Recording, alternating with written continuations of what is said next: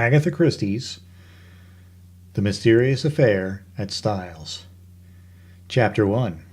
I Go to Styles. The intense interest aroused in the public by what was known at the time as the Styles case has now somewhat subsided. Nevertheless, in view of the worldwide notoriety which attended it, I have been asked, both by my friend Poirot and the family themselves, to write an account of the whole story. This, we trust, will effectually silence the sensational rumors which still persist. I will therefore briefly set down the circumstances which led to my being connected with the affair. I had been invalided home from the front, and after spending some months in a rather depressing convalescent home, was given a month's sick leave. Having no near relations or friends, I was trying to make up my mind what to do when I ran across John Cavendish. I had seen very little of him for some years. Indeed, I had never known him particularly well. He was a good 15 years my senior, for one, though he hardly looked his 45 years. As a boy, though, I had often stayed at Styles, his mother's place in Essex. We had a good yarn about old times, and it ended in his inviting me down to Styles to spend my leave there. "The mater will be delighted to see you again after all those long years," he added. "Your mother keeps well?" I asked. "Oh, yes, I suppose you know that she has married again." I am afraid I showed my surprise rather plainly. Mrs. Cavendish, who had married John's father when he was a widower with 2 sons, had been a handsome woman of middle age, as I remembered her. She certainly could not be a day less than 70 now. I recalled her as an energetic, autocratic personality, somewhat inclined to charitable and social notoriety, with a fondness for opening bazaars and playing the Lady Bountiful. She was a most generous woman, and possessed a considerable fortune of her own. Their country place, Styles Court, had been purchased by Mr. Cavendish early in their married life.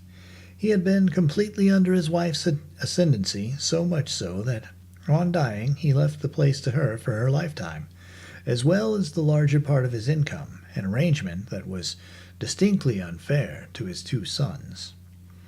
Their stepmother, however, had always been most generous to them. Indeed, they were so young at the time of their father's remarriage that they always thought of her as their own mother.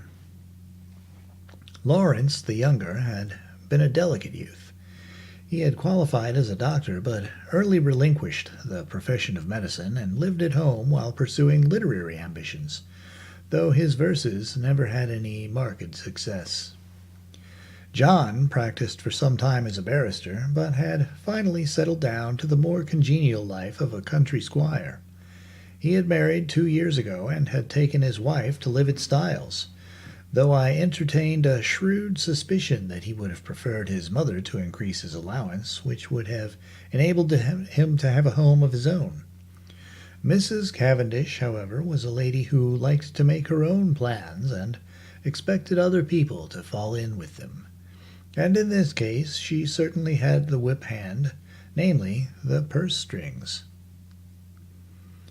John noticed my surprise at the news of his mother's remarriage, and smiled rather ruefully. "Rotten little bounder, too," he said savagely.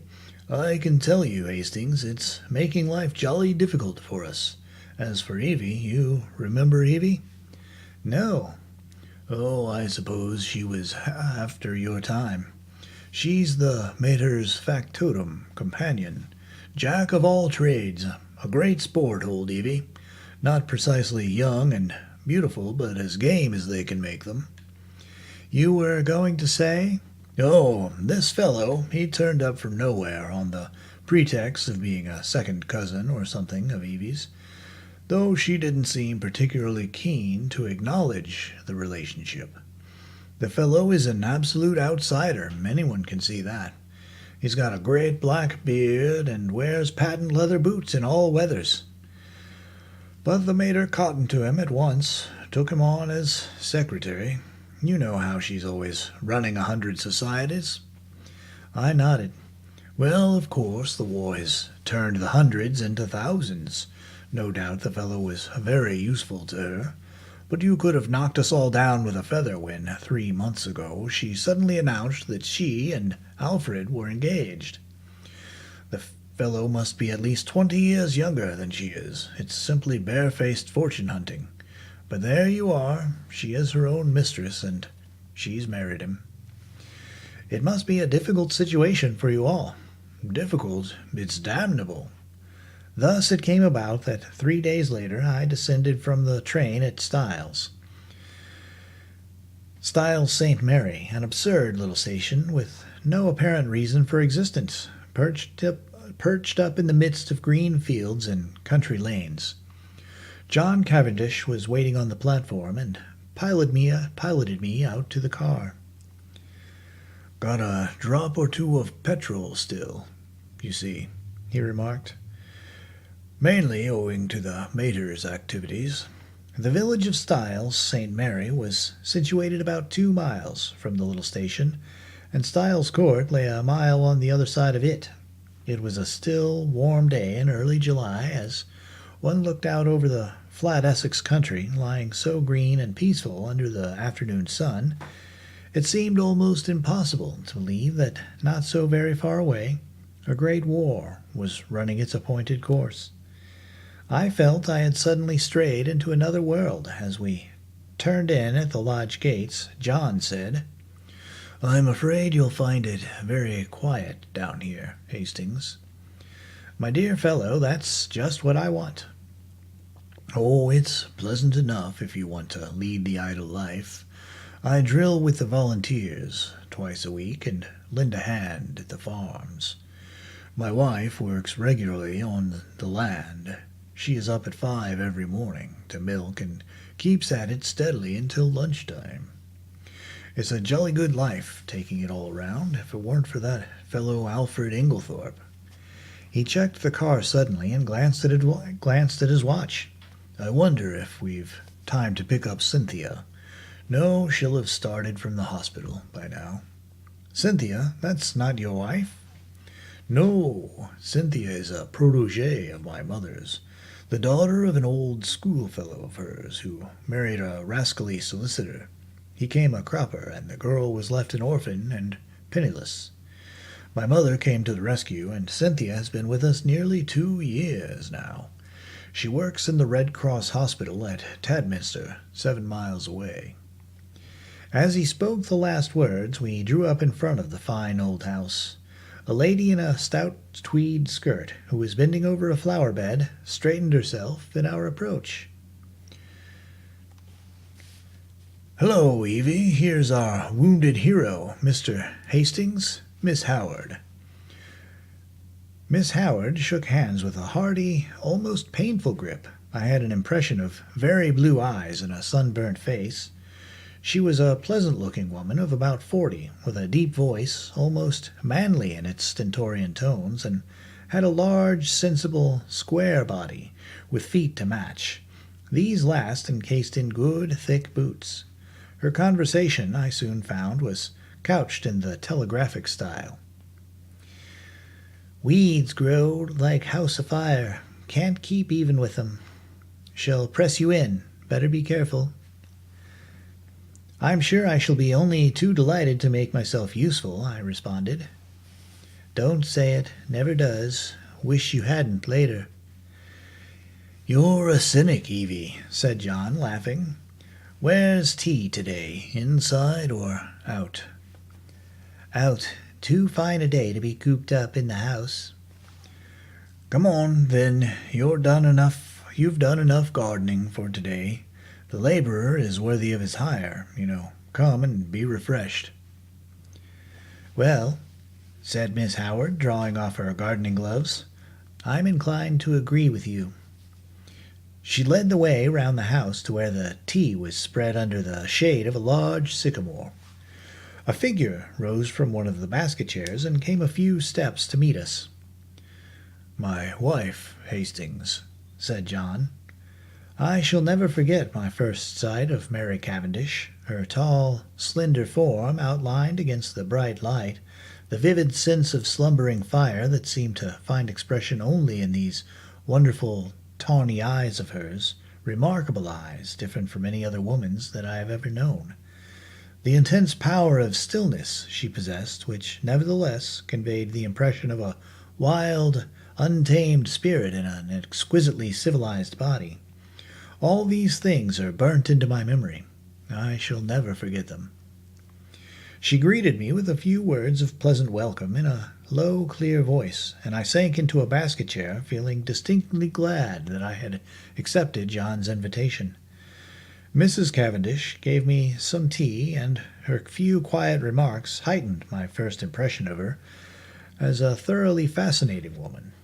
An appreciative listener is always stimulating, and I described, in a humorous manner, certain incidents of my convalescent home in a way which, I flatter myself, greatly amused my hostess. John, of course, good fellow though he is, could hardly be called a brilliant conversationalist. At that moment, a well-remembered voice floated through the open French window near at hand. "Then you'll write to the princess after tea, Alfred. I'll write to Lady Todminster for the second day myself. Or shall we wait until we hear from the princess? In case of a refusal, Lady Todminster might open it the first day and Mrs. Crosby the second. Then there's the Duchess about the school feet." There was the murmur of a man's voice, and then Mrs. Inglethorpe's rose in reply. "Yes, certainly, another tea will do quite well. You are so thoughtful, Alfred dear." The French window swung open a little wider, and a handsome, white-haired old lady with a somewhat masterful cast of features stepped out of it onto the lawn. A man followed her, a suggestion of deference in his manner. Mrs. Inglethorpe greeted me with effusion. "Why, if it isn't too delightful to see you again, Mr. Hastings, after all these years. Alfred, darling, Mr. Hastings, my husband." I looked with some curiosity at Alfred, darling. He certainly struck a rather alien note. I did not wonder at John objecting to his beard. It was one of the longest and blackest I had ever seen. He wore gold-rimmed pince-nez and had a curious impassivity of feature.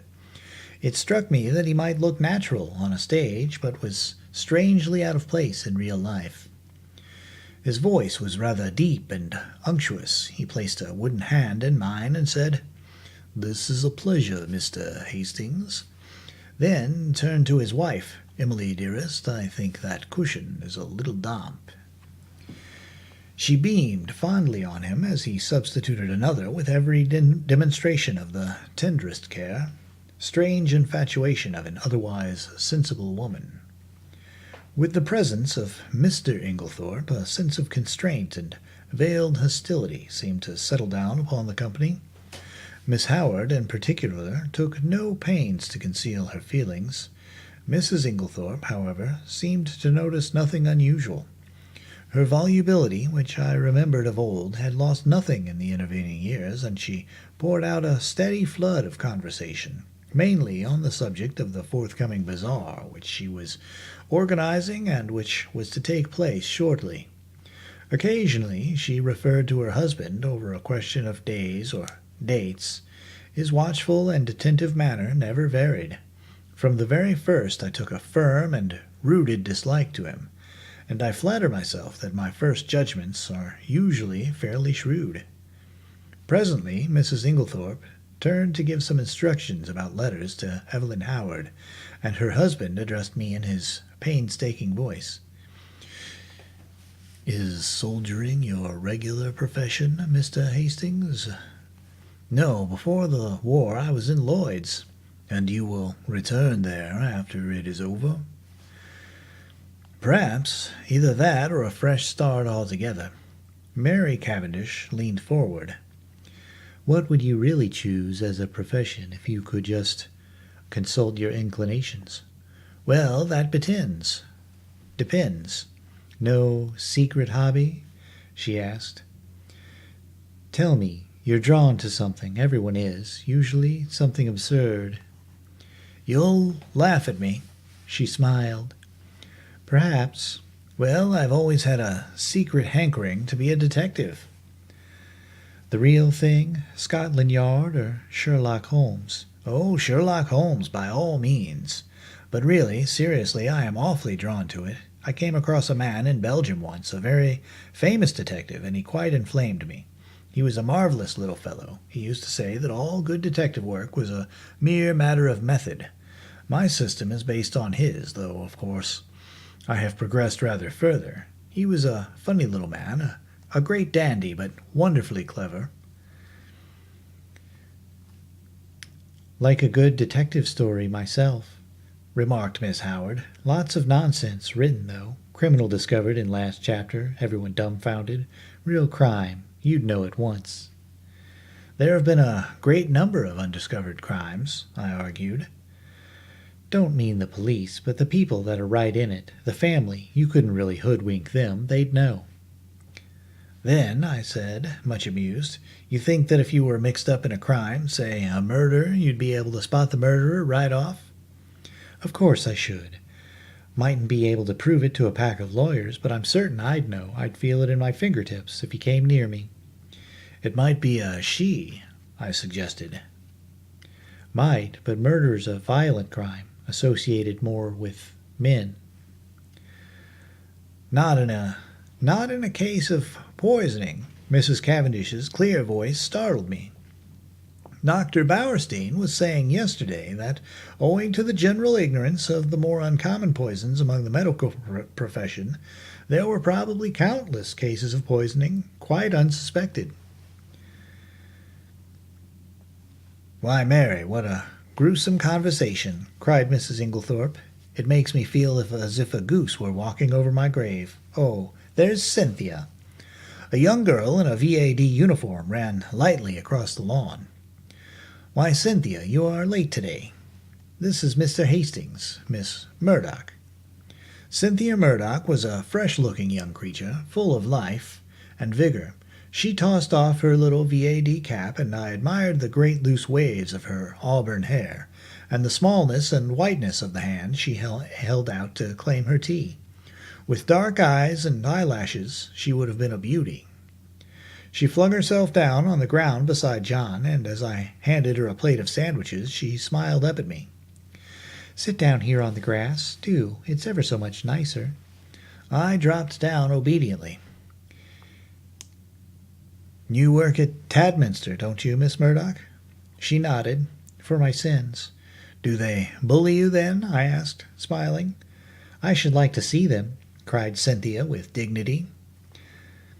I've got a cousin who is nursing, I remarked, and she is terrified of sisters.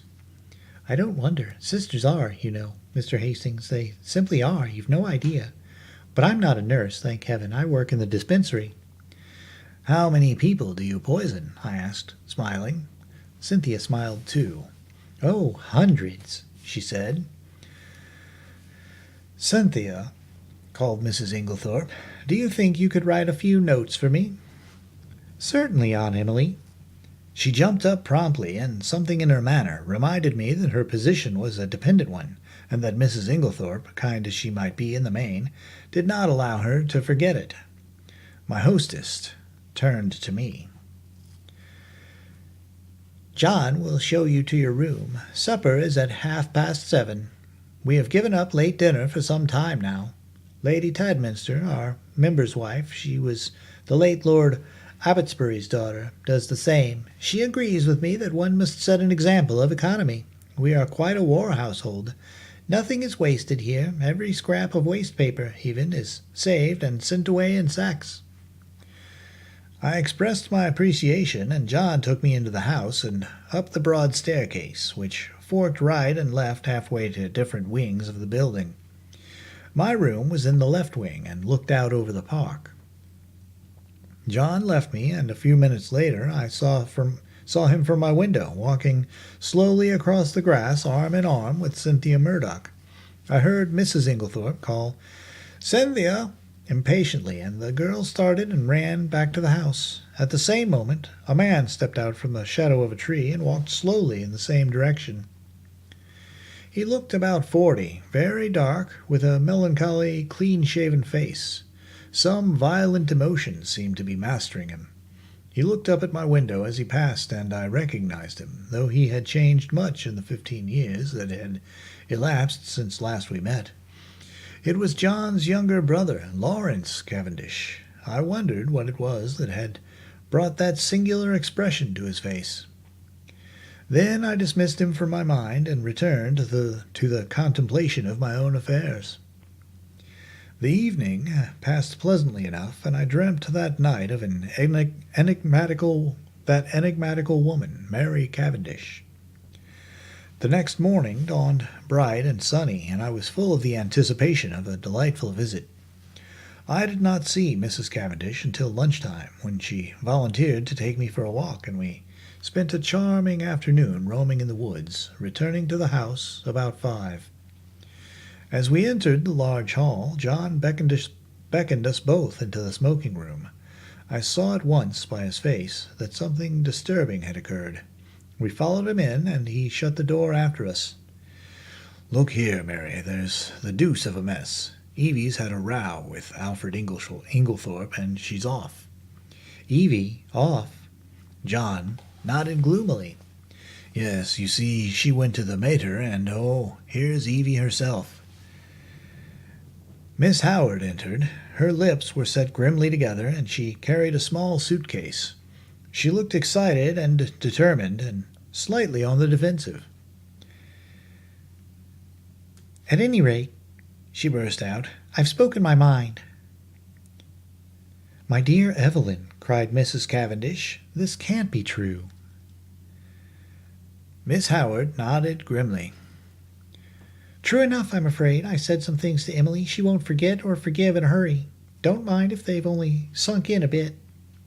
Probably water off a duck's back, though. I said right out, 'You're an old woman, Emily, and there's no fool like an old fool. The man's 20 years younger than you, and don't you fool yourself as to what he married you for. Money. Well, don't let him have too much of it. Farmer Rakes has got a very pretty young wife. Just ask your Alfred how much time he spends over there.' She was very angry. Natural," I went on.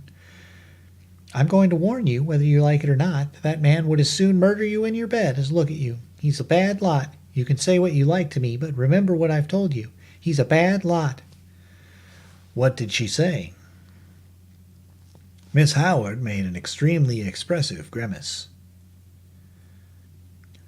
"Darling Alfred, dearest Alfred, wicked calumnies, wicked lies, wicked woman, to accuse her dear husband. The sooner I left her house, the better. So I'm off." "But not now. This minute." For a moment we sat and stared at her. Finally, John Cavendish, finding his persuasions of no avail, went off to look up the trains. His wife followed him, murmuring something about persuading Mrs. Inglethorpe to think better of it. As she left the room, Miss Howard's face changed. She leaned towards me eagerly. "Mr. Hastings, you're honest. Can I trust you?" I was a little startled. She laid her hand on my arm and sank her voice to a whisper. "Look after her, Mr. Hastings. My poor Emily. There are a lot of sharks, all of them. Oh, I know what I'm talking about. There isn't one of them that's not hard up and trying to get money out of her. I've protected her as much as I could. Now I'm out of the way, they'll impose upon her."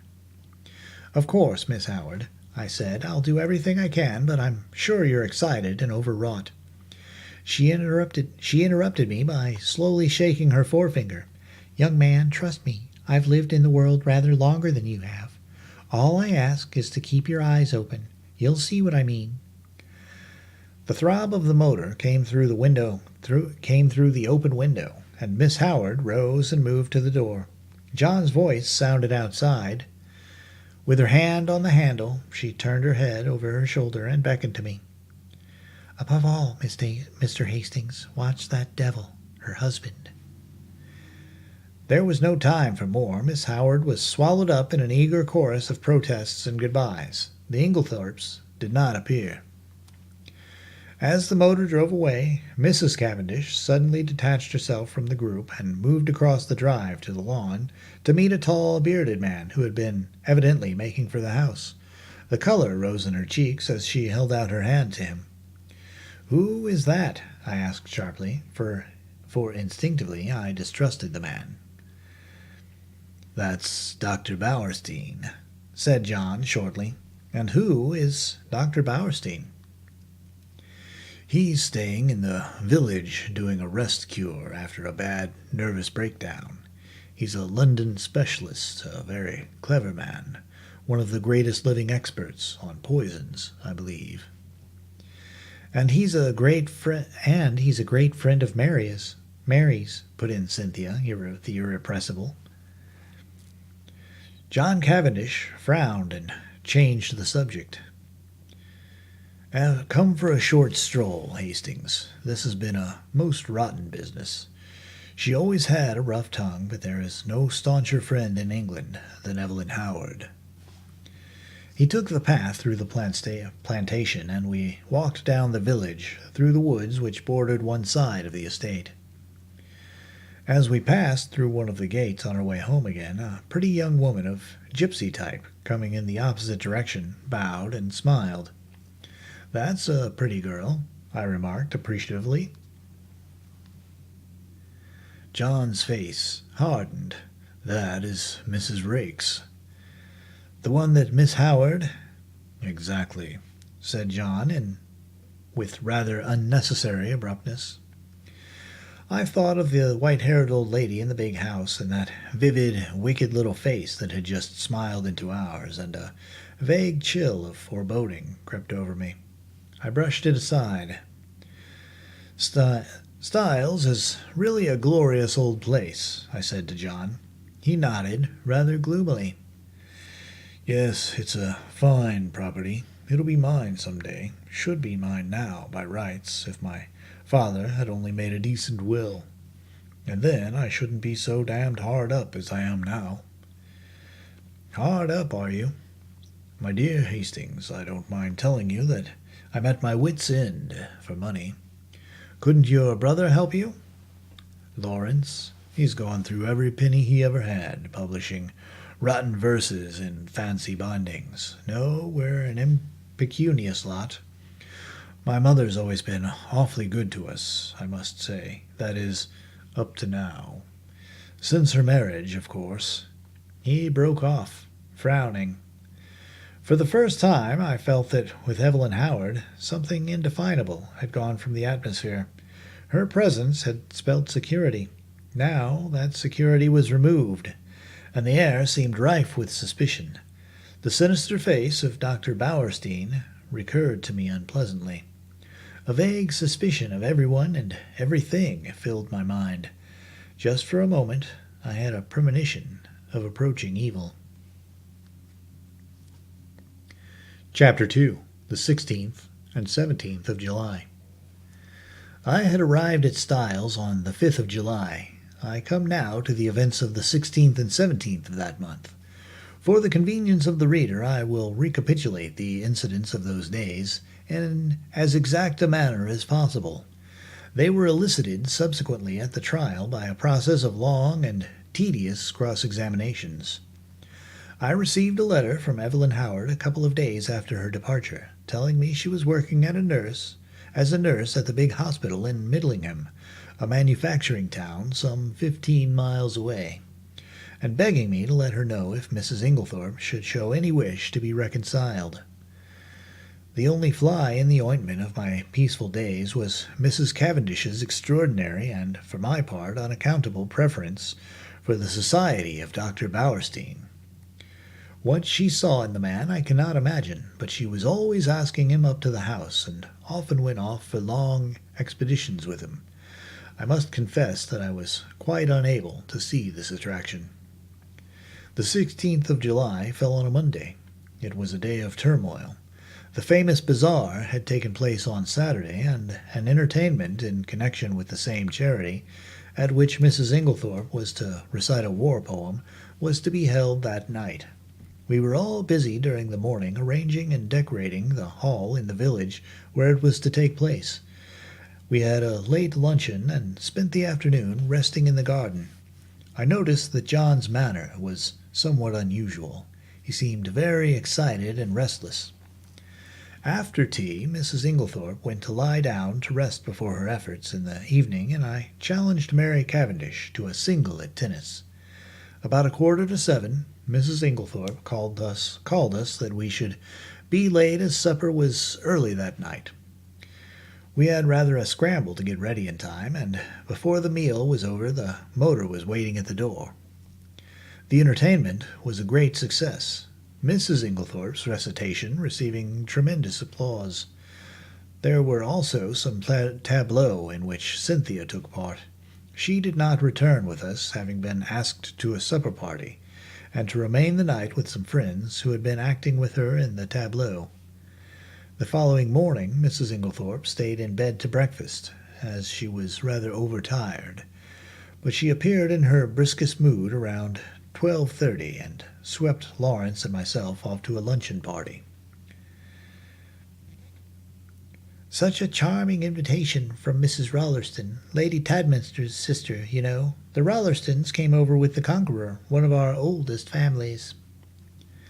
Mary had excused herself on the plea of an engagement with Dr. Bowerstein. We had a pleasant luncheon, and as we drove away, Lawrence suggested that we should return by Tadminster, which was barely a mile out of our way, and pay a visit to Cynthia in her dispensary. Mrs. Inglethorpe replied that this was an excellent idea, but as she had several letters to write, she would drop us there, and we could come back with Cynthia in the pony trap. We were detained under suspicion by the hospital porter until Cynthia appeared to vouch for us, looking very cool and sweet in her long, white overall. She took us up to her sanctum and introduced us to her fellow dispenser, a rather awe-inspiring individual whom Cynthia cheerily addressed as Nibs. "What a lot of bottles!" I exclaimed as my eye traveled round the small room. "Do you really know what's in them all?" "Say something original," groaned Cynthia. "Every single person who comes up here says that. We are really thinking of bestowing a prize on the first individual who does not say, 'What a lot of bottles.' And I know the next thing you're going to say is, 'How many people have you poisoned?'" I pleaded guilty with a laugh. "If you people only knew how fatally easy it is to poison someone by mistake, you wouldn't joke about it. Come on, let's have tea. We've got all sorts of secret stories in that cupboard. No, Lawrence, that's the poison cupboard. The big cupboard, that's right." We had a very cheery tea and assisted Cynthia to wash up afterwards. We had just put away the last teaspoon when a knock came at the door. The countenances of Cynthia and Nibs were suddenly petrified into a stern and forbidding expression. "Come in," said Cynthia in a sharp, professional tone. A young and rather scared-looking nurse appeared with a bottle which she proffered to Nibs, who waved her towards Cynthia with the somewhat enigmatical remark, "I'm not really here today." Cynthia took the bottle and examined it with the severity of a judge. "This should have been sent up this morning." "Sister is very sorry. She forgot." "Sisters should read the rules outside the door." I gathered from the little nurse's expression that there was not the least likelihood of her having the hardihood to retail this message to the dreaded sister. "So now it can't be done until tomorrow," finished Cynthia. "Don't you think you could possibly let us have it tonight?" "Well," said Cynthia graciously, "we are very busy, but if we have time, it shall be done." The little nurse withdrew, and Cynthia promptly took a jar from the shelf, refilled the bottle, and placed it on the table outside the door. I laughed. "Discipline must be maintained." "Discipline must be maintained?" "Exactly. Come out on our little balcony. You can see all the outside wards there." I followed Cynthia and her friend as they pointed out the different wards to me. Lawrence remained behind, but after a few moments Cynthia called to him over her shoulder to come and join us. Then she looked at her watch. "Nothing more to do, Nibs?" "No." "All right, then we can go and lock up and go." I had seen Lawrence in quite a different light that afternoon. Compared to John, he was an astoundingly difficult person to get to know. He was the opposite of his brother in almost every respect. being unusually shy and reserved. Yet he had a certain charm of manner, and I fancied that if one really knew him well, one could have a deep affection for him. And I always fancied that his manner to Cynthia was rather constrained, and that she on her side was inclined to be shy of him. But they were both gay enough this afternoon, and chatted together like a couple of children. As we drove through the village, I remembered that I wanted some stamps, so accordingly we pulled up at the post office. As I came out again, I cannoned into a little man who was just entering. I drew aside and apologized, when suddenly, with a loud exclamation, he clasped me in his arms and kissed me warmly. "Mon ami Hastings!" he cried. "It is indeed mon ami Hastings." "Poirot!" I exclaimed. I turned to the pony trap. "This is a very pleasant meeting for me, Miss Cynthia. This is my old friend, Monsieur Poirot, who I have not seen for years." "Oh, we know Monsieur Poirot," said Cynthia gaily, "but I had no idea he was a friend of yours." "Yes, yes, indeed," said Poirot seriously. "I know Mademoiselle Cynthia. It is I, by the charity of that good Mrs. Inglethorpe, that I am here." Then, as I looked at him inquiringly, "Yes, my friend, she has kindly extended hospitality to 7 of my country people who, alas, are refugees from their native land. We Belgians will always remember her with gratitude." Poirot was an extraordinary-looking little man. He was hardly more than 5 feet 4 inches, but carried himself with great dignity. His head was exactly the shape of an egg, and he always perched it a little on one side. His moustache was very stiff and military. The neatness of his attire was almost incredible. I believe a speck of dust would have caused him more pain than a bullet wound. Yet this quaint, dandified little man, who, I was sorry to see, now limped badly, had been in his time one of the most celebrated members of the Belgian police. As a detective, his flair had been extraordinary, and he had achieved triumphs by unraveling some of the most baffling cases of the day. He pointed out to me the little house inhabited by him and his fellow Belgians, and I promised to go and see him at an early date. Then he raised his hat with a flourish to Cynthia, and we drove away. "He's a dear little man," said Cynthia. "I'd no idea you knew him." "You've been entertaining a celebrity unawares," I replied, and for the rest of the way home I recited to them the various exploits and triumphs of Hercule Poirot. We arrived back in a very cheerful mood. As we entered the hall, Mrs. Inglethorpe came out of her boudoir. She looked flushed and upset. "Oh, it's you," she said. "Is there anything the matter, Aunt Emily?" asked Cynthia. "Certainly not," said Mrs. Inglethorpe sharply. "What should there be?" Then, catching sight of Dorcas, the parlour-maid, going into the dining-room, she called to her to bring some stamps into the boudoir. "Yes'm."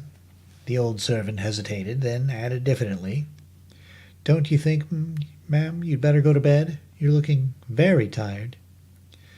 "Perhaps you're right, Dorcas. Yes. No, not now. I've some letters I must finish by post-time. Have you lighted the fire in my room, as I told you?" "Yes, ma'am." "Then I'll go to bed directly after supper." She went into the boudoir again, and Cynthia stared after her. "Goodness gracious, I wonder what's up," she said to Lawrence. He did not seem to have heard her, for without a word he turned on his heel and went out of the house. I suggested a quick game of tennis before supper, and Cynthia agreeing, I ran upstairs to fetch my racket. Mrs. Cavendish was coming down the stairs. It may have been my fancy, but she, too, was looking odd and disturbed. "Had a good walk with Dr. Bauerstein?" I asked, trying to appear as indifferent as I could. "I didn't go," she replied abruptly. "Where's Mrs. Inglethorpe?" "In the boudoir." Her hand clenched itself on the banisters. Then she seemed to nerve herself for some encounter, and went rapidly past me down the stairs, across the hall to the boudoir, the door of which she shut behind her. As I ran out to the tennis court a few moments later, I had to pass the open boudoir window, and was unable to help overhearing the following scrap of dialogue. Mary Cavendish was saying in the voice of a woman desperately controlling herself, "Then you won't show it to me?" To which Mrs. Inglethorpe replied, "My dear Mary, it has nothing to do with the matter." "Then show it to me." "I tell you it is not what you imagine. It does not concern you in the least." To which Mary Cavendish replied with a rising bitterness, "Of course, I might have known you would shield him." Cynthia was waiting for me and greeted me eagerly with, "I say, there's been the most awful row. I've got it out of Dorcas." "What kind of a row?" "Between Aunt Emily and him. I do hope she's found him out at last." "Was Dorcas there, then?" "Of course not. She happened to be near the door. It was a real old bust-up. I do wish I knew what it was all about." I thought of Mrs. Rakes's gypsy face and Evelyn Howard's warnings, but wisely decided to hold my peace, whilst Cynthia exhausted every possible hypothesis and cheerfully hoped, "Aunt Emily will send him away and we'll never speak to him again." I was anxious to get hold of John, but he was nowhere to be seen. Evidently, something very momentous had occurred that afternoon. I tried to forget the few words I had overheard, but do what I would, I could not dismiss them altogether from my mind. What was Mary Cavendish's concern in the matter? Mr. Inglethorpe was in the drawing-room when I came down to supper. His face was impassive as ever, and the strange unreality of the man struck me afresh. Mrs. Inglethorpe came down last. She still looked agitated, and during the meal there was a somewhat constrained silence. Inglethorpe was unusually quiet. As a rule, he surrounded his wife with little attentions, placing a cushion at her back and altogether playing the part of the devoted husband. Immediately after supper, Mrs. Inglethorpe retired to her boudoir again. "Send my coffee in here, Mary," she called. "I've just 5 minutes to catch the post." Cynthia and I went and sat by the open window in the drawing-room. Mary Cavendish brought our coffee to us. She seemed excited.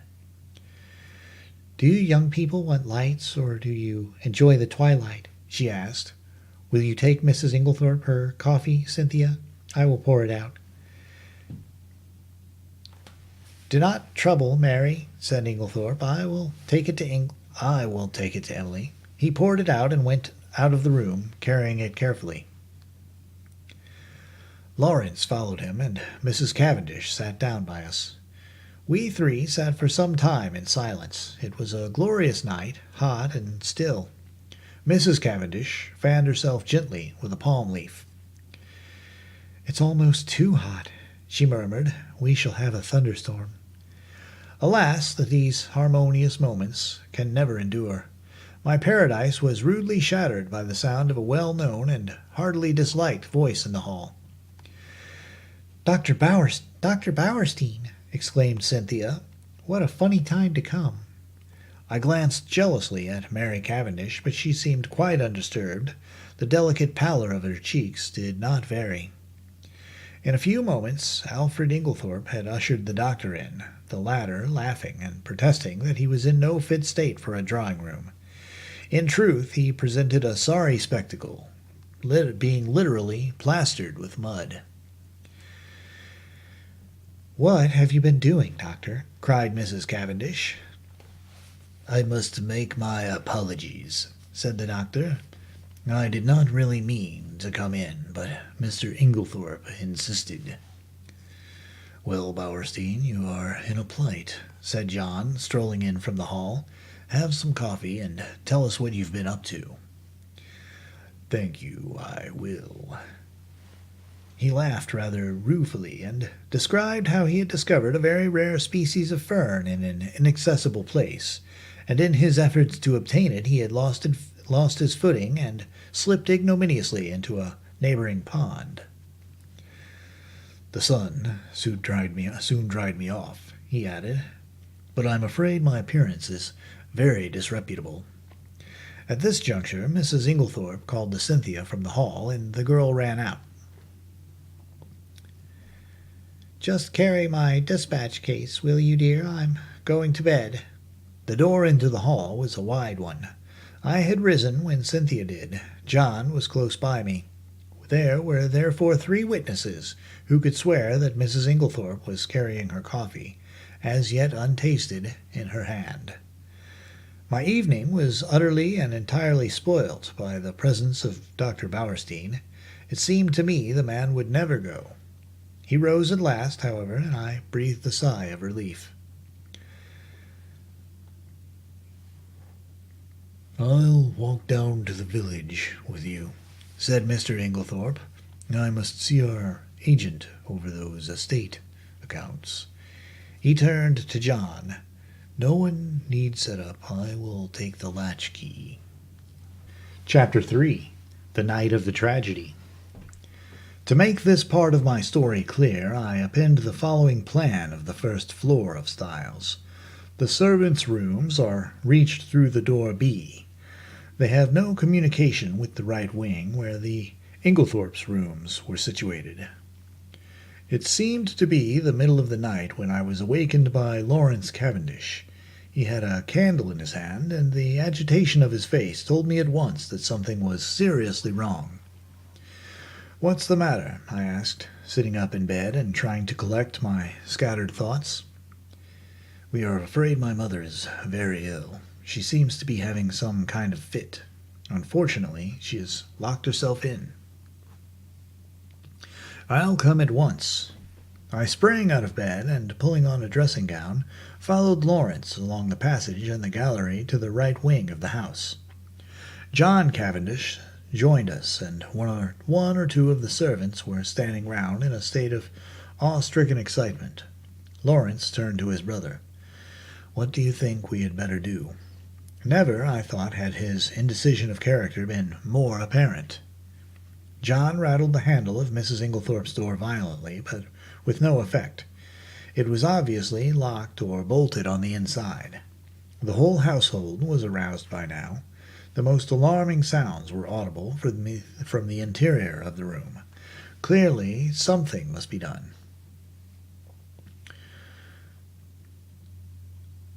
"Try going through Mr. Inglethorpe's room, sir," cried Dorcas. "Oh, the poor mistress!" Suddenly I realized that Alfred Inglethorpe was not with us, that he alone had given no sign of his presence.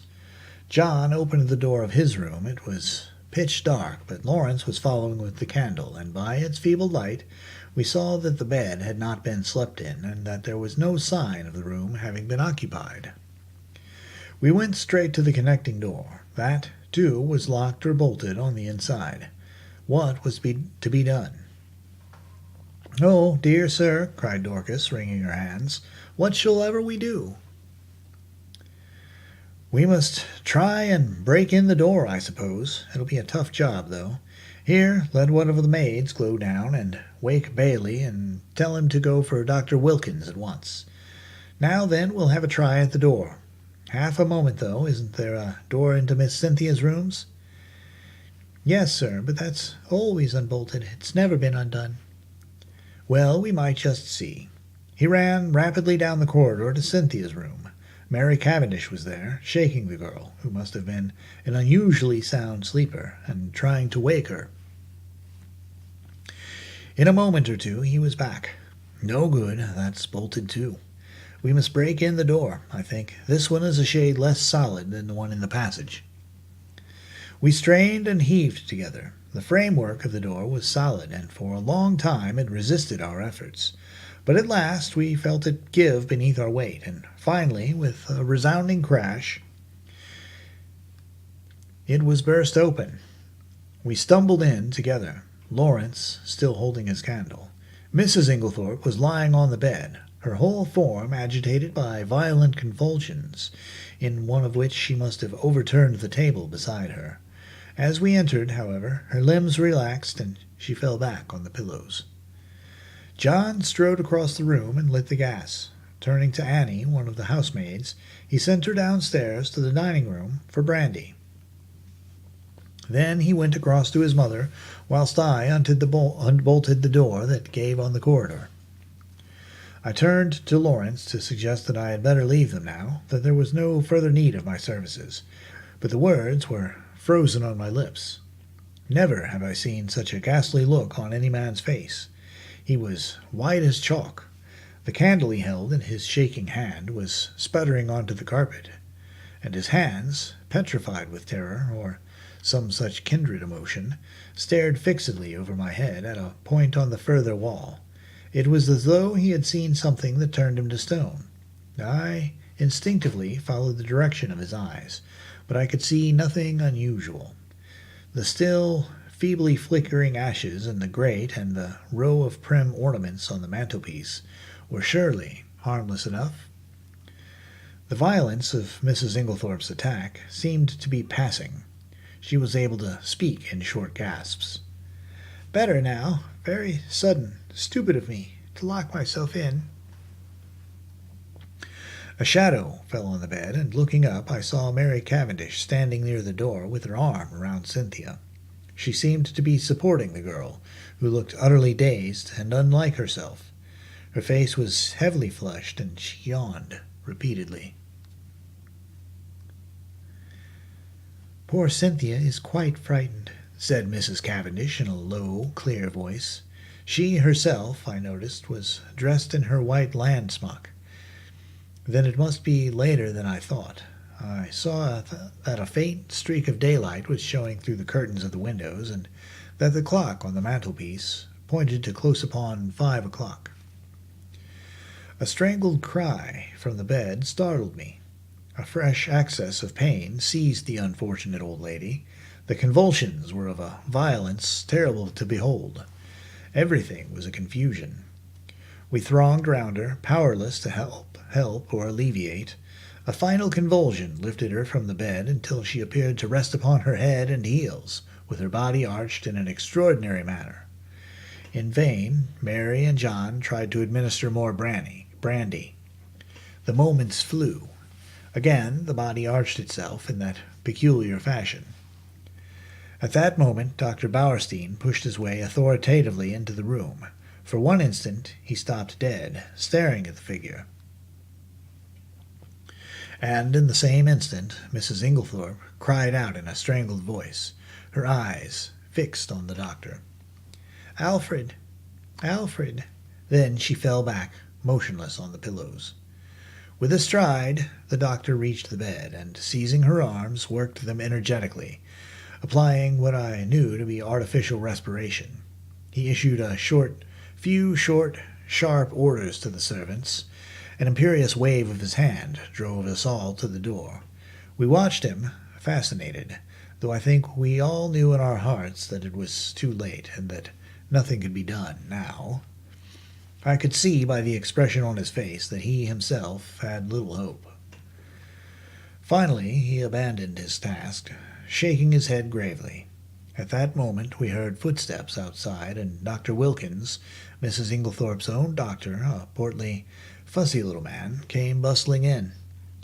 In a few words, Dr. Bauerstein explained how he had happened to be passing on the lodge gates as the car came out, and had run up to the house as fast as he could, whilst the car went on to fetch Dr. Wilkins. With a faint gesture of the hand, he indicated the figure on the bed. "Very sad, very sad," murmured Dr. Wilkins. "Poor, dear lady. Always did far too much, against my advice. I warned her. Her heart was far from strong. 'Take it easy,' I said to her. 'Take it easy.' But no, her zeal for good works was too great. Nature rebelled. Dr. Bauerstein, I noticed, was watching the local doctor narrowly. He still kept his eyes fixed on him as he spoke. "The convulsions were of a particular violence, Dr. Wilkins. I am sorry you were not here in time to witness them. They were quite titanic in character." "Ah," said Dr. Wilkins wisely. "I should like to speak to you in private," said Dr. Bauerstein. He turned to John. "You do not object?" "Certainly not." We all trooped out into the corridor, leaving the two doctors alone, and I heard the key turned in the lock behind us. We went slowly down the stairs. I was violently excited. I have a certain talent for deduction, and Dr. Bauerstein's manner had started a flock of wild surmises in my head. Mary Cavendish laid her hand upon my arm. "What is it? Why did Dr. Bauerstein seem so peculiar?" I looked at her. "Do you know what I think?" "What?"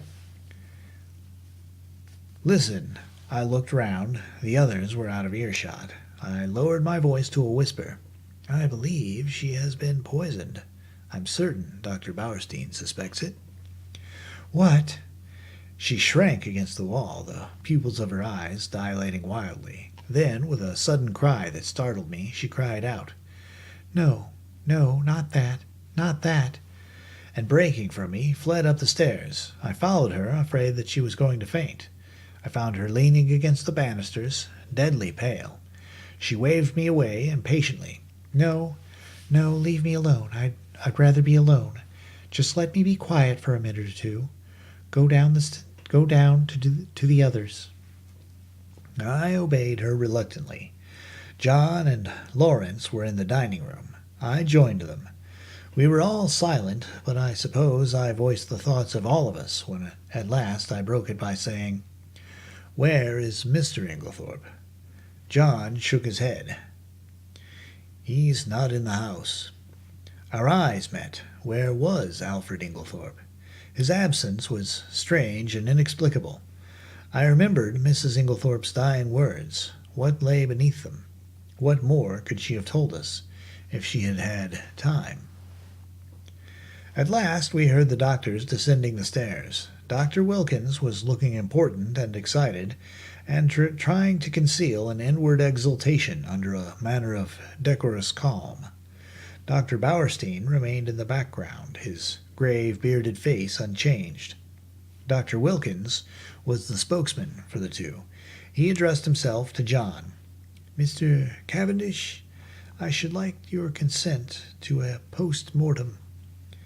"Is that necessary?" asked John gravely. A spasm of pain crossed his face. "Absolutely," said Dr. Bauerstein.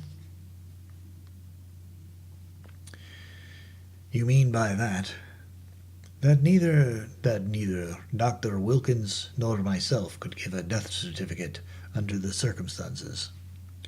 John bent his head. "In that case, I have no alternative but to agree." "Thank you," said Dr. Wilkins briskly. "We propose that it should take place tomorrow night, or rather, tonight." And he glanced at the daylight. "Under the circumstances, I'm afraid an inquest can hardly be avoided. These formalities are necessary, but I beg that you won't distress yourselves." There was a pause, and then Dr. Bauerstein drew 2 keys from his pocket and handed them to John. "These are the keys of the 2 rooms. I have locked them, and in my opinion they would be better kept locked for the present." The doctors then departed. I had been turning over an idea in my head, and I felt that the moment had now come to broach it, yet I was a little chary of doing so. John, I knew, had a horror of any kind of publicity, and was an easy-going optimist who preferred never to meet trouble halfway. It might be difficult to convince him of the soundness of my plan. Lawrence, on the other hand, being less conventional and having more imagination, I felt I might come upon as an ally. There was no doubt that the moment had come for me to take the lead. "John," I said, "I'm going to ask you something." "Well?" "You remember my speaking of my friend Poirot, the Belgian who is here? He has been a most famous detective." "Yes." "I want you to let me call him in to investigate this matter." "What? Now? Before the post-mortem?" "Yes. Time is an advantage if there has been foul play." "Rubbish!" cried Lawrence angrily. "In my opinion, the whole thing is a mare's nest of Bauerstein's. Wilkins hadn't an idea of such a thing until Bauerstein put it into his head. but like all the specialists, Bauerstein's got a bee in his bonnet. Poisons are his hobby, so of course he sees them everywhere. I confess that I was surprised by Lawrence's attitude. He was so seldom vehement about anything. John hesitated. "I can't feel as you do, Lawrence," he said at last. "I'm inclined to give Hastings a free hand, though I should prefer to wait a bit. We don't want any unnecessary scandal." "No, no," I cried eagerly. You need have no fear of that. Poirot is discretion itself." "Very well, then have it your own way. I leave it in your hands, though if it is as we suspect, it seems a clear enough case. God forgive me if I am wronging him." I looked at my watch. It was 6 o'clock. I determined to lose no time. 5 minutes' delay, however, I allowed myself. I spent it in ransacking the library until I discovered a medical book which gave a description of strychnine poisoning. Chapter 4. Poirot Investigates. The house which the Belgians occupied in the little village was quite close to the park gates. One could save time by taking a narrow path through the long grass, which cut off the detours of the winding drive. So I accordingly went that way. I had nearly reached the lodge when my attention was arrested by the running figure of a man approaching me. It was Mr. Inglethorpe. Where had he been? How did he intend to explain his absence? He accosted me eagerly. "My God, my poor wife, this is terrible. I have only just heard." "Where have you been?" I asked. "Dunby kept me late last night. It was 1 o'clock before we'd finished. Then I'd found that I'd forgotten the latchkey after all. I didn't want to arouse the household, so Denby gave me a bed." "How did you hear the news?" I asked him. "Wilkins knocked Denby up to tell him. Poor Emily. She was so self-sacrificing, such a noble character. She overtaxed her strength." A wave of revulsion swept over me. What a consummate hypocrite that man was. "I must hurry on," I said, thankful that he did not ask me whither I was bound. In a few minutes I was knocking at the door of Leastways Cottage. Getting no answer, I repeated my summons impatiently. A window above me was cautiously opened, and Poirot himself looked out. He gave an exclamation of surprise at seeing me. In a few brief words I explained the tragedy that had occurred, and that I wanted his help. "Wait, my friend, I will let you in, and you shall recount to me the affair whilst I dress." In a few moments he had unbarred the door, and I followed him up to his room.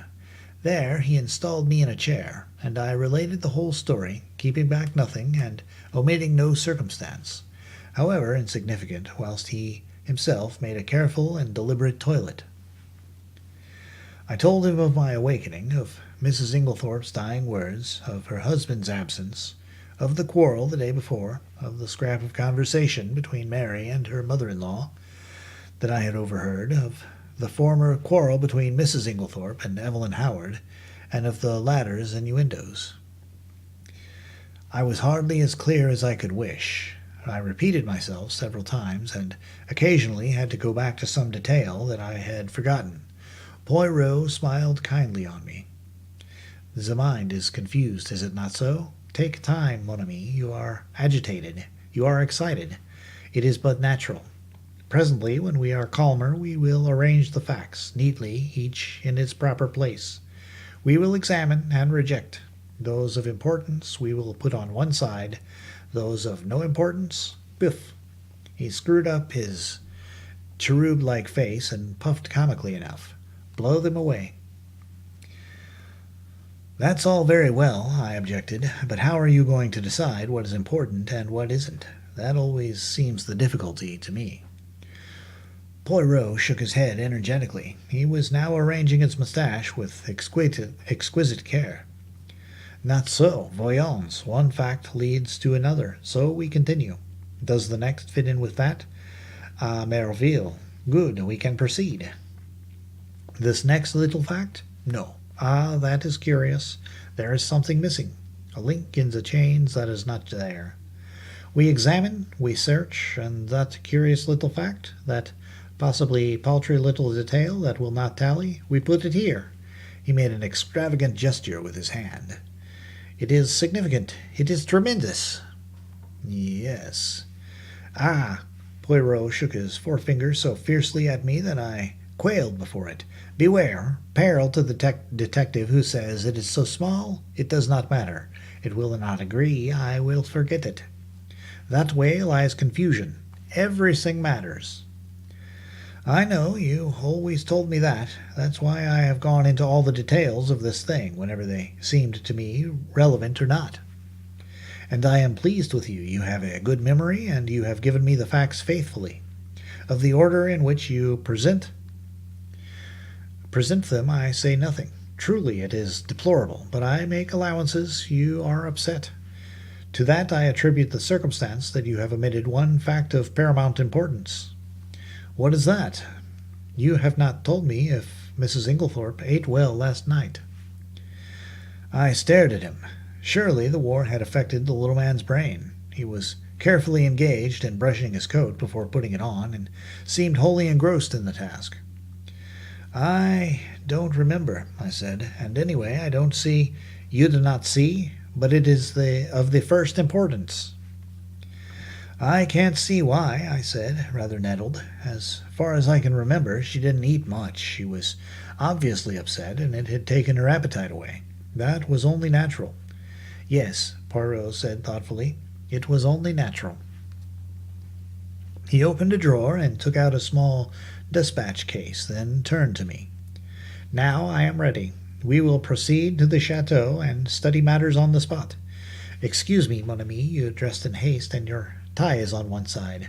Permit me." With a deft gesture he rearranged it. "Ça y est. Now shall we start?" We hurried up the village and turned in at the lodge gates. Poirot stopped for a moment and gazed sorrowfully over the beautiful expanse of park, still glittering with morning dew. So beautiful, and yet the poor family, plunged in sorrow, prostrated with grief. He looked at me keenly as he spoke, and I was aware that I reddened under his prolonged gaze. Was the family prostrated by grief? Was the sorrow at Mrs. Inglethorpe's death so great? I realized that there was an emotional lack in the atmosphere. The dead woman had not the gift of commanding love. Her death was a shock and a distress, but she would not be passionately regretted. Poirot seemed to follow my thoughts. He nodded his head gravely. "No, you are right," he said. "It is not as though there was a blood tie. She has been kind and generous to these Cavendishes, but she was not their own mother. Blood tells. Always remember that. Blood tells." "Poirot," I said, "I wish you would tell me why you wanted to know if Mrs. Inglethorpe ate well last night. I have been turning it over in my mind, but I can't see how it has anything to do with the matter."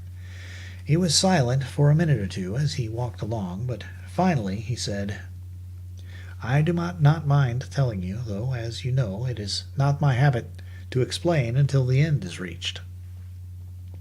The present contention is that Mrs. Inglethorpe died of strychnine poisoning, presumably administered in her coffee." "Yes. Well, what time was the coffee served?" "About 8 o'clock. Therefore she drank it between then and 8:30. Certainly not much later. Well, strychnine is a fairly rapid poison. Its effects would be felt very soon, probably in about an hour. Yet in Mrs. Inglethorpe's case the symptoms do not manifest themselves until 5 o'clock in the next morning. 9 hours. But the heavy meal, taken at about the same time as the poison, might retard its effects, though hardly to that extent. Still, it is a possibility to be taken into account. But, according to you, she ate very little for supper, and yet the symptoms do not develop until early the next morning. Now, that is a curious circumstance, my friend. Something may arise at the autopsy to explain it. In the meantime, remember it." As we neared the house, John came out and met us. His face looked weary and haggard. "This is a dreadful business, Monsieur Poirot," he said. "Hastings has explained to you that we are anxious for no publicity." "I comprehend perfectly." "You see, it is only suspicious so far. We have nothing to go upon." "Precisely. It is a matter of precaution only." John turned to me, taking out his cigarette case and lighting a cigarette as he did so. "You know that fellow Inglethorpe's back?" "Yes, I met him." John flung the match into an adjacent flower bed, a proceeding which was too much for Poirot's feelings. He retrieved it and buried it neatly. "It's jolly difficult to know how to treat him." That difficulty will not exist long," pronounced Poirot quietly. John looked puzzled, not quite understanding the portent of this cryptic saying. He handed the 2 keys which Dr. Bauerstein had given him to me. "Show Monsieur Poirot everything he wants to see." "The rooms are locked?" asked Poirot. Dr. Bauerstein considered it advisable. Poirot nodded thoughtfully. "Then he is very sure. Well, that simplifies matters for us." We went up together to the room of the tragedy. For convenience, I append a plan of the room and the principal articles of furniture in it. Poirot locked the door on the inside and proceeded to a minute inspection of the room. He darted from one object to the other with the agility of a grasshopper. I remained by the door, fearing to obliterate any clues. Poirot, however, did not seem grateful to me for my forbearance. "What have you, my friend?" he cried, "that you remain there like, how do you say it? Yes, the stuck pig." I explained that I was afraid of obliterating any footmarks. "Footmarks? But what an idea! There has already been practically an army in the room. What footmarks are we likely to find? No, come here and aid me in my search. I will put down my little case until I need it." He did so on the round table by the window, but it was an ill-advised proceeding, for, the top of it being loose, it tilted up and precipitated the dispatch case on the floor. "Eh, voilà une table!" cried Poirot. "Ah, my friend, one may live in a big house and yet have no comfort." After which piece of moralizing, he resumed his search. A small purple dispatch case with a key in the lock on the writing table engaged his attention for some time. He took out the key from the lock and passed it to me to inspect. I saw nothing peculiar, however. It was an ordinary key of the Yale type, with a bit of twisted wire through the handle. Next he examined the framework of the door we had broken in, assuring himself that the bolt had really been shot.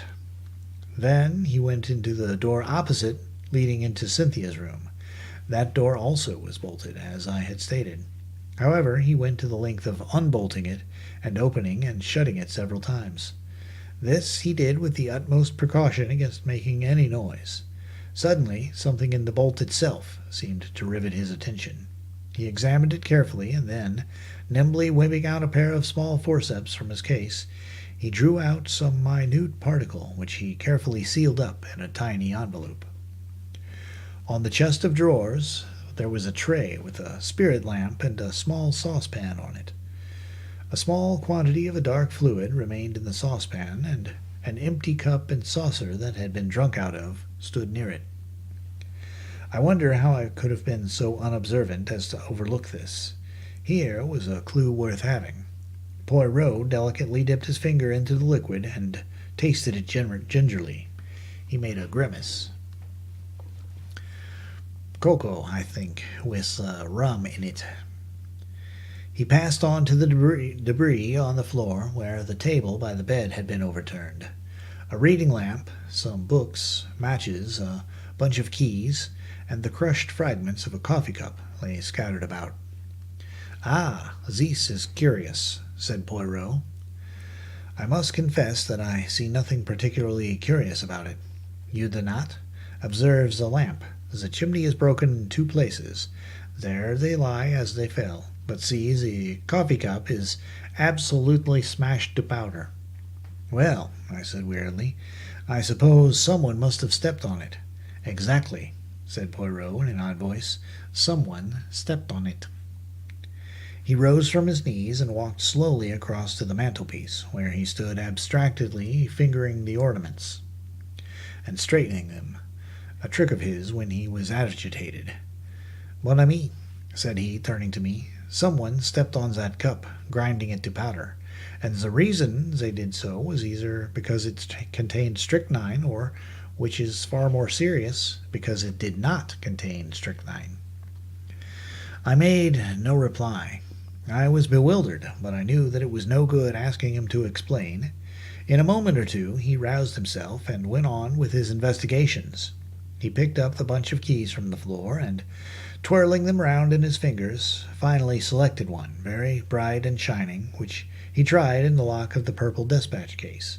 It fitted, and he opened the box, but after a moment's hesitation closed and relocked it, and slipped the bunch of keys, as well as the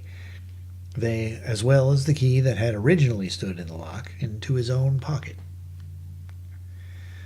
I have no authority to go through these papers, but it should be done at once.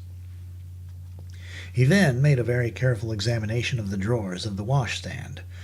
Crossing the room to the left-hand window, a round stain, hardly visible on the dark brown carpet, seemed to interest him particularly. He went down on his knees, examining it minutely, even going so far as to smell it. Finally, he poured a few drops of the cocoa into a test tube, sealing it up carefully. His next proceeding was to take out a little notebook. "We have found in this room," he said, writing busily, 6 points of interest. I shall enumerate them, or will you?" "Oh, you," I replied hastily. "Very well, then. 1, a coffee cup that has been ground into powder. 2, a dispatch case with a key in the lock. 3, a stain on the floor. That may have been done some time ago. No, for it is still perceptibly damp and smells of coffee. 4, a fragment of some dark green fabric, only a thread or two, but recognizable." "Ah!" I cried. "That was what you sealed up in the envelope." "Yes. It may turn out to be a piece of one of Mrs. Inglethorpe's own dresses, and quite unimportant. We shall see. 5, this." With a dramatic gesture he pointed to a large splash of candle grease on the floor by the writing table. "It must have been done since yesterday, otherwise a good housemaid would have at once removed it with blotting paper and a hot iron. One of my best hats once, but that is not to the point.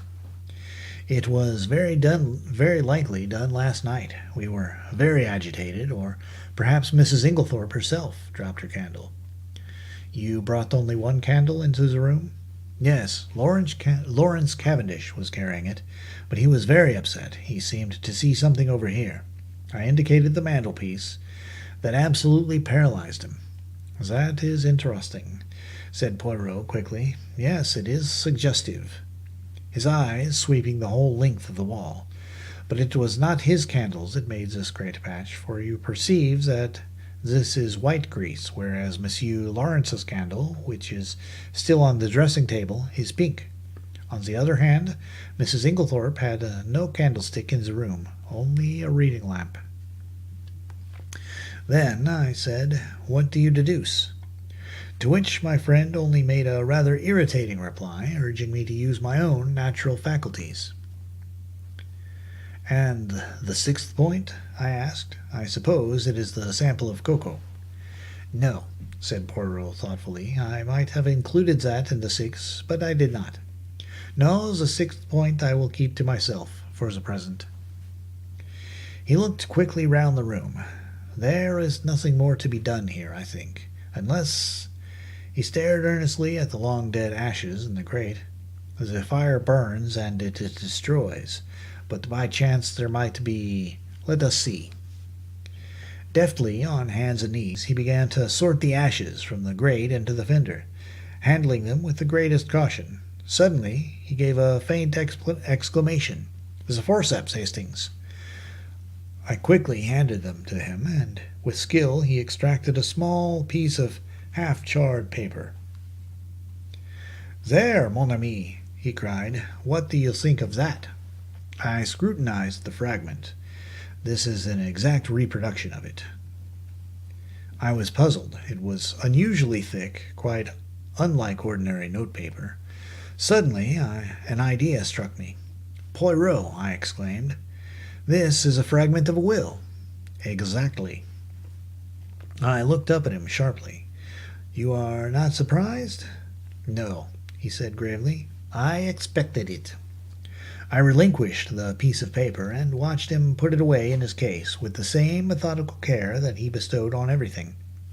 My brain was in a whirl. What was this complication of a will? Who had destroyed it? The person who had left the candle grease on the floor? Obviously, but how had anyone gained admission? All the doors had been bolted on the inside. "Now, my friend," said Poirot briskly, "we will go. I should like to ask a few questions of the parlour-maid, Dorcas, her name is it not?" We passed through Alfred Inglethorpe's room, and Poirot delayed long enough to make a brief but fairly comprehensive examination of it. We went out through that door, locking both it and that of Mrs. Inglethorpe's room, as before. I took him down to the boudoir which he had expressed a wish to see, and went myself in search of Dorcas. When I returned with her, however, the boudoir was empty. "Poirot," I cried, "where are you?" "I am here, my friend." He had stepped outside the French window, and was standing apparently lost in admiration before the various shaped flower beds. "Admirable," he murmured, "admirable. What symmetry! Observe that crescent and those diamonds. Their neatness rejoices the eye. The spacing of the plants also is perfect. It has been recently done, is it not so?" "Yes, I believe they were added yesterday afternoon. But come in, Dorcas is here." "Eh bien, eh bien. Do not grudge me a moment's satisfaction of the eye." "Yes, but this affair is more important." "And how do you know that these fine begonias are not of equal importance?" I shrugged my shoulders. There was really no arguing with him if he chose to take that line. "You do not agree? But such things have been. Well, we will come in and interview the brave Dorcas." Dorcas was standing in the boudoir, her hands folded in front of her, and her gray hair rose in stiff waves under her white cap. She was the very model and picture of a good, old-fashioned servant. In her attitude towards Poirot she was inclined to be suspicious, but he soon broke down her defences. He drew forward a chair. "Pray be seated, mademoiselle." "Thank you, sir." "You have been with your mistress many years, is it not so?" 10 years, sir." "That is a long time, and very faithful service. You were much attached to her, were you not?" "She was a very good mistress to me, sir." "Then you will not object to answering a few questions? I put them to you with Mr. Cavendish's full approval." "Oh, certainly, sir."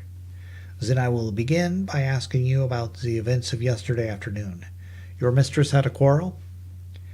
"Yes, sir, but I don't know that I ought—" Dorcas hesitated. Poirot looked at her keenly. "My good Dorcas, it is necessary that I should know every detail of that quarrel as fully as possible.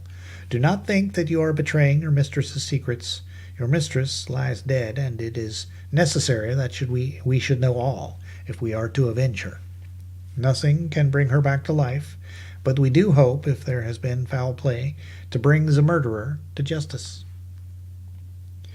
"Amen to that," said Dorcas fiercely, "and, naming no names, there's one in this house that none of us could ever abide, and an ill day it was when first he darkened the threshold."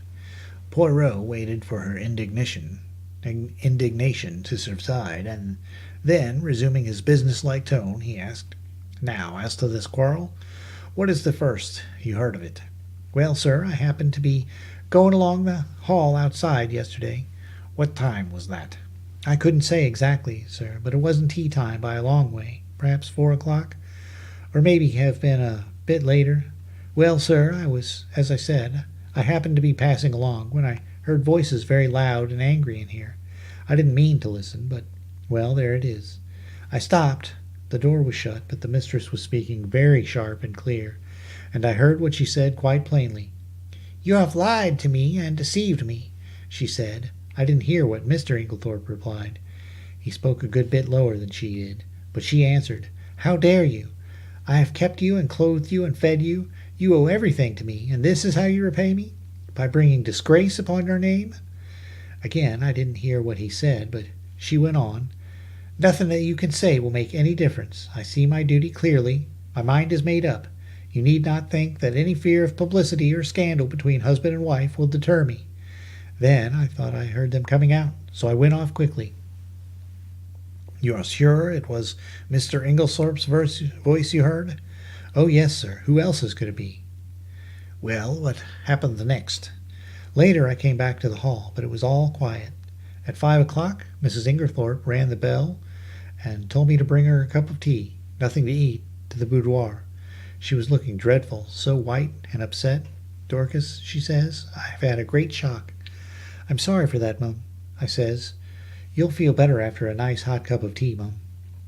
She had something in her hand. I don't know if it was a letter or just a piece of paper, but it had writing on it, and she kept staring at it, almost as if she couldn't believe what was written there. She whispered to herself, as though she had forgotten I was there, 'These few words, and everything's changed.' And then she says to me, 'Never trust a man, Dorcas. They're not worth it.' I hurried off and got her a good strong cup of tea, and she thanked me and said she'd feel better when she'd drunk it. 'I don't know what to do,' she says. 'Scandal between husband and wife is a dreadful thing, Dorcas. I'd rather hush it up if I could.' Mrs. Cavendish came in just then, so she didn't say any more." "She still had the letter, or whatever it was, in her hand?" "Yes, sir." "What would she be likely to do with it afterwards?" "Well, I don't know, sir. I expect she would lock it up in that purple case of hers." "Is that where she usually kept important papers?" "Yes, sir. She brought it down with her every morning and took it up every night." "When did she lose the key of it?" "She missed it yesterday at lunchtime, sir, and told me to look carefully for it. She was very much put out about it." "But she had the duplicate key?" "Oh, yes, sir." Dorcas was looking very curiously at him, and to tell the truth, so was I. What was all this about a lost key? Poirot smiled. "Never mind, Dorcas. It is my business to know things. Is this the key that was lost?" He drew from his pocket the key that he had found in the lock of the despatch case upstairs. Dorcas's eyes looked as though they would pop out of her head. "That's it, sir. Right enough. But where did you find it? I looked everywhere for it."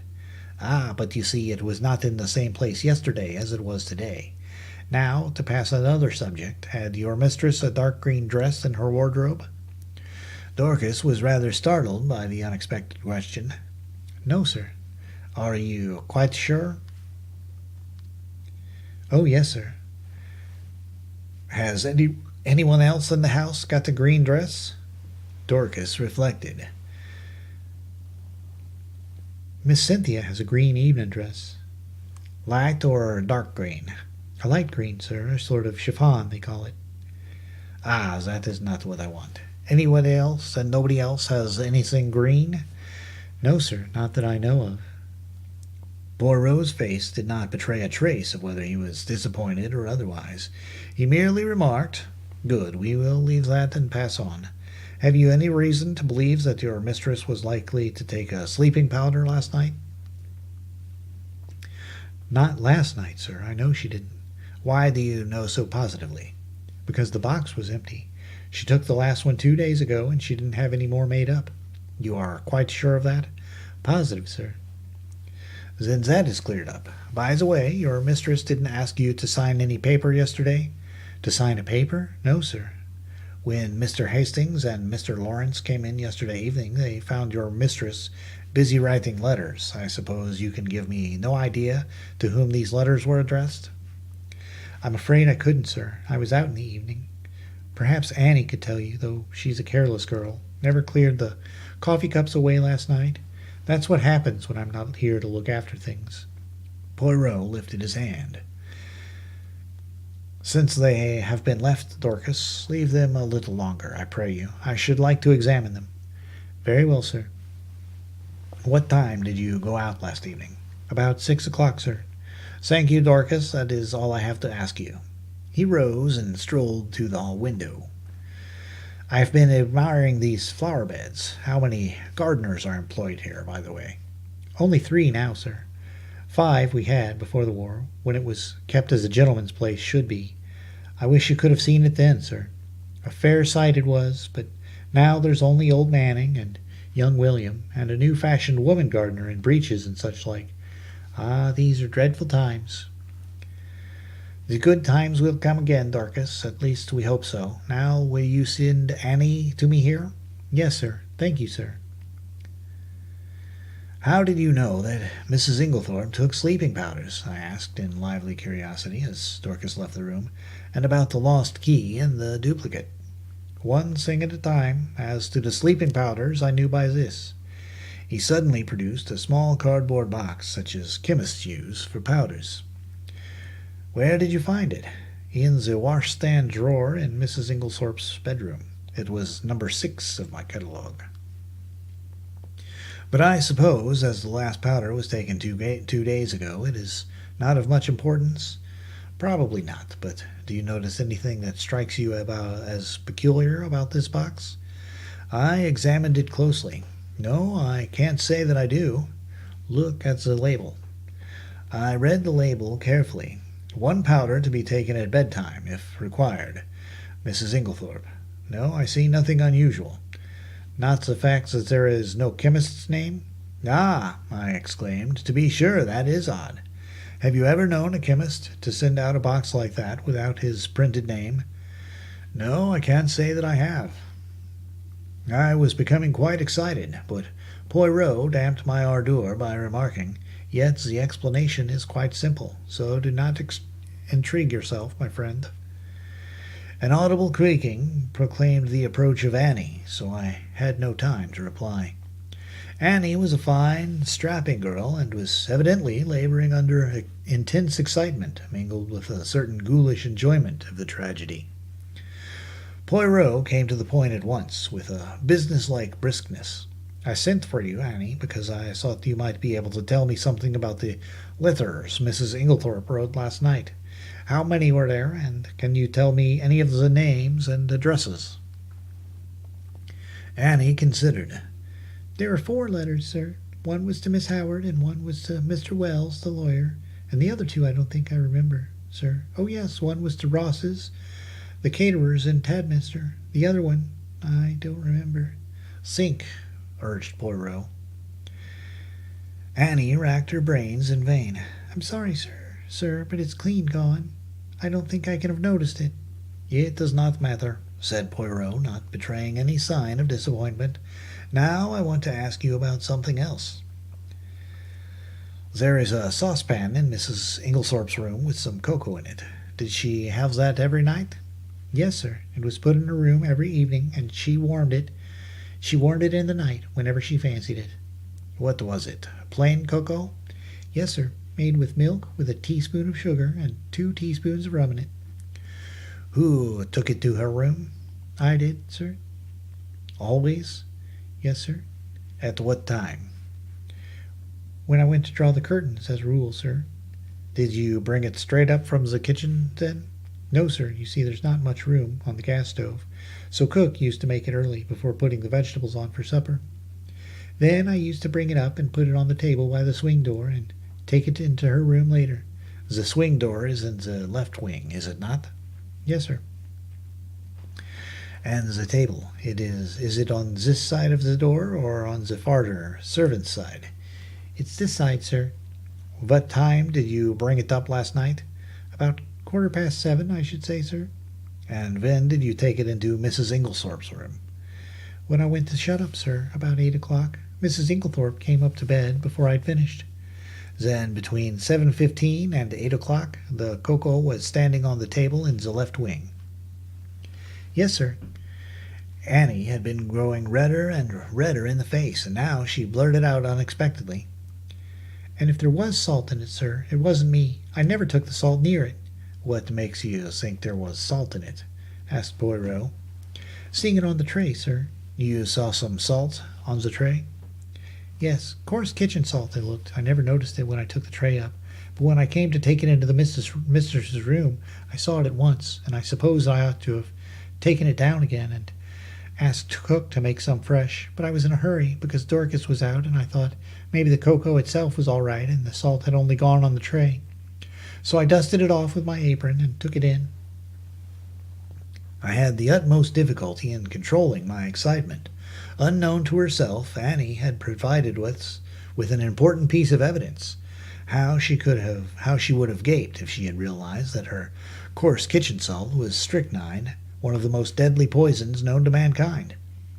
I marveled at Poirot's calm. His self-control was astonishing. I awaited his next question with impatience, but it disappointed me. When you went into Mrs. Inglethorpe's room, was the door leading into Mrs. Cynthia's room bolted? Oh, yes, sir. It always was. It had never been opened. And the door into Mr. Inglethorpe's room, did you notice if that was bolted too? Annie hesitated. I couldn't rightly say, sir. It was shut, but I couldn't say whether it was bolted or not. When you finally left the room, did Mrs. Inglethorpe bolt the door after you? No, sir, not then, but I expect she did later. She usually did lock it at night. The door into the passage, that is. Did you notice any candle grease on the floor when you did the room yesterday? Candle grease? No, sir. Mrs. Inglethorpe didn't have a candle, only a reading lamp. Then if there had been a large patch of candle grease on the floor, you think you would have been sure to have seen it? Yes, sir, and I would have taken it out with a piece of blotting paper and a hot iron. Then Poirot repeated the question he had put to Dorcas. Did your mistress ever have a green dress? No, sir. Nor a mantle, nor a cape, nor a, how do you call it, sports coat? Not green, sir. Nor anyone else in the house? Annie reflected. No, sir. Are you sure of that? Quite sure. Bien. That is all I want to know. Thank you very much. With a nervous giggle, Annie took herself